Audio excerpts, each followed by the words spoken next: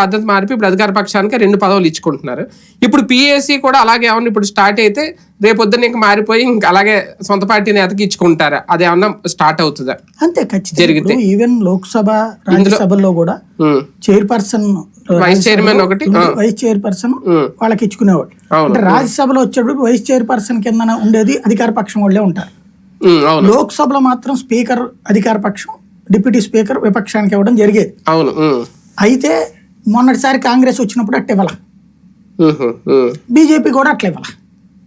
కాంగ్రెస్ ఆ సంప్రదాయాన్ని పక్కన పెట్టేసింది. వాజ్పేయి టైంలో ఇచ్చారు, ఆ తర్వాత కాంగ్రెస్ పార్టీ ఆ సంప్రదాయాన్ని కొనసాగించారు. అంటే ఇది ఓన్లీ సంప్రదాయం అంతే, అంతే తప్ప రూల్ ఏం కాదు, రాజ్యాంగం ఏముండదు దీని మీద. పార్లమెంటరీ వ్యవస్థే ఒక సంప్రదాయం అండి. స్పీకర్ నిర్ణయం అయినా ఇది. స్పీకర్ పార్టీలకు అతీతుడు. పార్టీలో మామూలుగా స్పీకర్ అయ్యాక పార్టీకి రాజీనామా చేయాలి. చేస్తాడా? రాజకీయాలను తప్పుకోవాలి అంటే నిష్పక్షపాతంగా ఉండడం కోసం ఉండాలి. అట్లా చేసింది ఒక్క కమ్యూనిస్ట్ స్పీకర్, అంత మించి ఇంకెవరు లేదు. వర్ధన్ లాంటి మాత్రమే సాధ్యమైంది. అది కూడా ఏంటంటే సంకీర్ణ ప్రభుత్వం కాబట్టి సాధ్యమైంది అంతే. ఇప్పుడు పాయింట్ అలా ఏంటంటే ఇవాళ ఆ సంప్రదాయాల్లో ఈ కొత్త సంప్రదాయం అంటే కేసీఆర్ ఒక దరిద్రపు సంప్రదాయం తెచ్చాడు.